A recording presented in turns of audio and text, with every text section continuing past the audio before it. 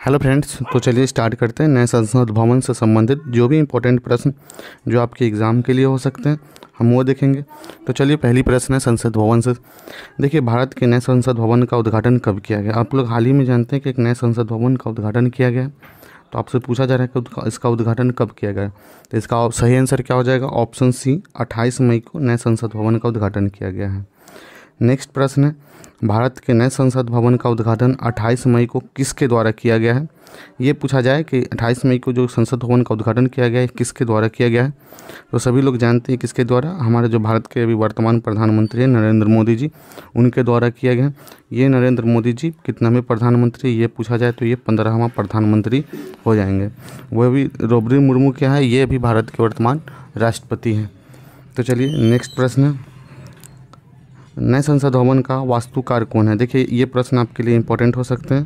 पूछ रहा है कि नए संसद भवन का वास्तुकार कौन है, तो बताइए इसका सही आंसर क्या हो जाएगा? Option A, Bimal Patel. ये है बिमल पटेल जी, ये जो है नए संसद भवन का वास्तुकार है। नेक्स्ट प्रश्न, देखिए हम आपको बता दें कि जो नए संसद भवन का निर्माण है ये टाटा प्रोजेक्ट के द्वारा किया गया है, जबकि इसकी डिज़ाइन को अहमदाबाद की एक कंपनी है SCP, उसी के द्वारा अंजाम दिया गया है। इसके अलावा नेक्स्ट है कि नए संसद भवन को बनाने में लगभग कितने करोड़ रुपए का खर्चा है? आपसे पूछा जा रहा है कि कितना खर्चा आया है। आप देख सकते हैं कि ये जो है पुराने वाले संसद भवन है और ये अब जो बनी है ये अब नए संसद भवन बनी है। तो पूछा जा रहा है कि ये जो नए संसद भवन बनी है इसको बनाने में लगभग कितने करोड़ रुपए की खर्चा है। तो इसका सही आंसर क्या हो जाएगा? ऑप्शन सी, 1200 करोड़ रुपये लगे हैं। देखिए, लेकिन अगर वही पुराने वाली संसद की बात करें तो ये पुराने वाली संसद लगभग 88 लाख में ही बन के तैयार हो गए थे, लेकिन ये जो है 1921 में बनना तैयारी हुआ था और 1927 में ये जो है बनकर लगभग 5 से 6 साल के बीच समय लगा था और उसकी कुल खर्च उस समय 88 लाख ही थी। चलिए, नेक्स्ट प्रश्न, नए संसद भवन के लोकसभा चैम्बर में कितने सदस्यों की बैठने की क्षमता है?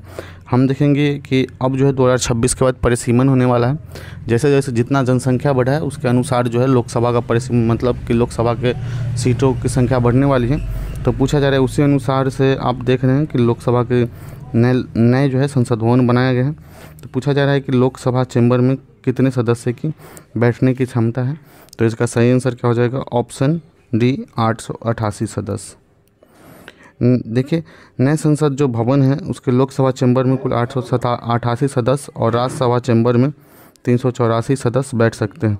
अगर बात करें कि दोनों सदनों की संयुक्त बैठक होने पर लोकसभा कक्ष में कुल 1280 सदस्य बैठ सकते हैं। चलिए फ्रेंड्स, नेक्स्ट प्रश्न है आपका, नए संसद भवन की आधारशिला कब रखी गई थी? पूछा जा रहा है कि जो नए संसद भवन अभी 28 मई को बनी है उसको जो है आधारशिला कब रखी गई है। तो हम आपको बता दें इसकी आधारशिला 10 दिसंबर 2020 को रखी गई है। इसका ऑप्शन है, इसका राइट आंसर है, इसका ऑप्शन है क्या है? राइट आंसर है। चलिए, नेक्स्ट प्रश्न है, नए संसद भवन, जैसे आपको बता दें कुछ इम्पोर्टेंट नोट्स इसका। देखिए, PM मोदी ने 10 दिसंबर 2020 को नए भवन की आधारशिला रखी थी और 3 साल से कम समय में यह बनकर तैयार हो गया है। यह जो है 2020 में देखिए 10 दिसंबर को रखा गया और 28 मई 2023 को यह बनकर तैयार हो गया। और इसकी अगर कितने वर्ग मीटर में फैला हुआ है ये, तो 64,500 वर्ग मीटर में फैला हुआ है। ये 4 मंजिला इमारत है और सबसे बड़ी बात है ये त्रिकोणीय आकार है। अगर आकार पूछी जाए तो क्या होगा? ये त्रिकोणीय आकार की है। चलिए फ्रेंड्स, नेक्स्ट है, इसके अलावा नेक्स्ट प्रश्न है, संसद भवन में कितने प्रवेश द्वार हैं?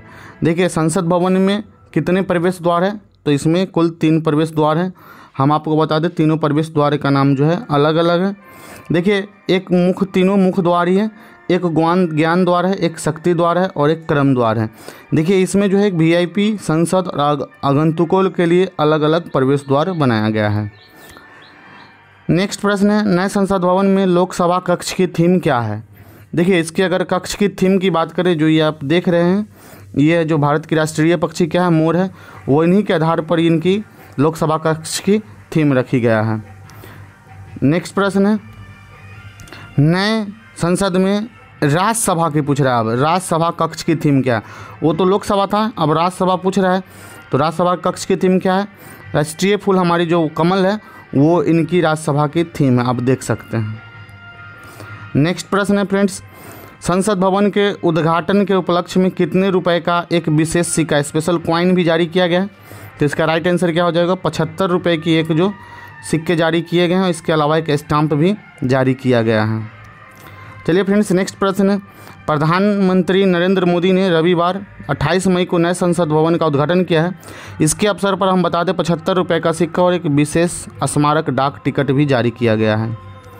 नेक्स्ट प्रश्न है, नए संसद भवन में ऐतिहासिक राजदंड जो एक सिंगल की चर्चा हमेशा बार बार करते हैं हम लोग, को लोकसभा अध्यक्ष के आसन के समीप स्थापित किया गया है। पूछ रहा है कि ये सिंगल किसका प्रतीक है? तो ये जो सिंगल है हम आपको बता दें, ये सत्ता हस्तांतरण का प्रतीक है। जब कोई भी सत्ता हस्तांतरण मतलब कोई भी लोकसभा का नेता बदलता है, जैसे ही प्रधानमंत्री जैसे ही बदलेंगे, वो ये सिंगल उन्हें हाथ में सौंप दिया जाएगा। इसके सौंपने का ये अर्थ हो गया कि सत्ता जो है अब आपके हाथों में आ गई है।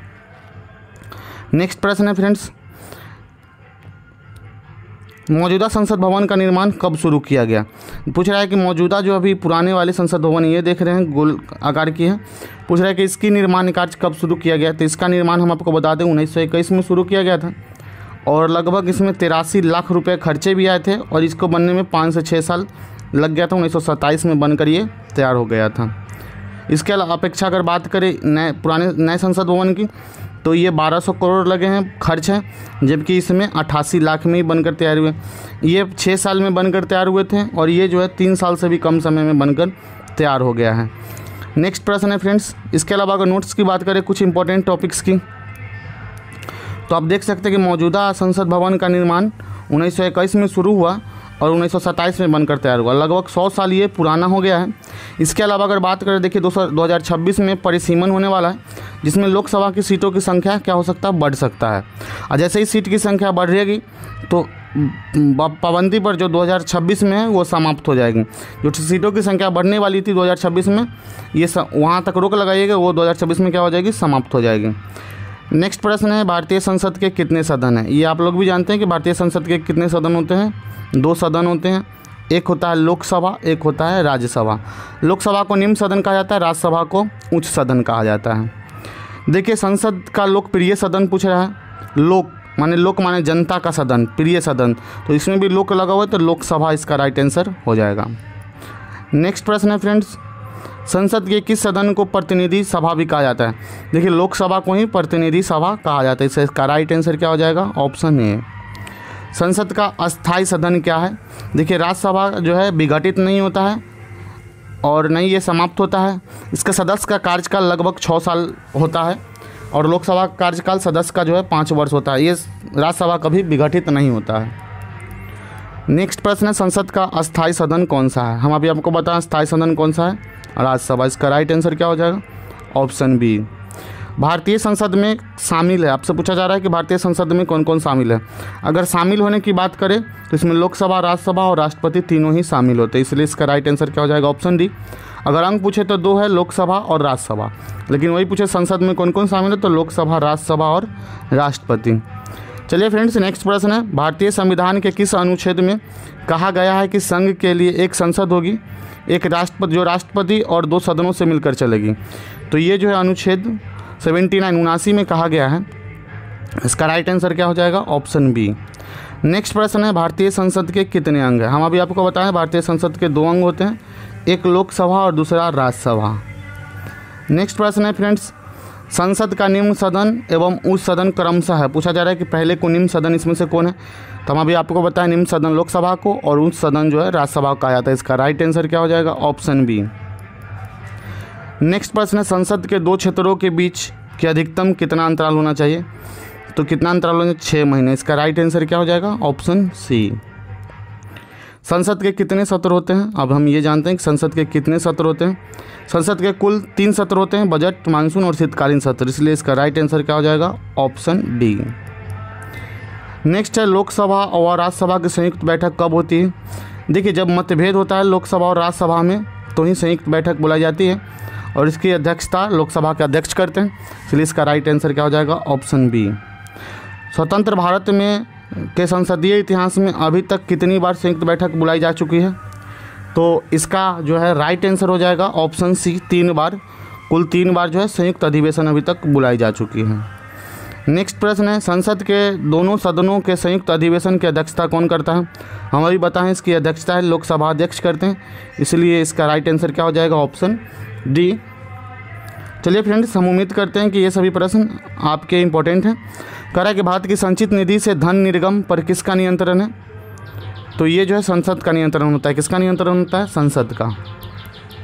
तो ये थे आज के कुछ आपको नए संसद भवन से संबंधित और इसके अलावा भी प्रश्न थे। उम्मीद करते हैं कि ये आपको बहुत ही हेल्पफुल होगी, क्योंकि इससे बार बार प्रश्न पूछे ही जाएंगे। तो चलिए, अगर अच्छे लगेंगे तो वीडियो को लाइक करें, चैनल को सब्सक्राइब करें। Thank you.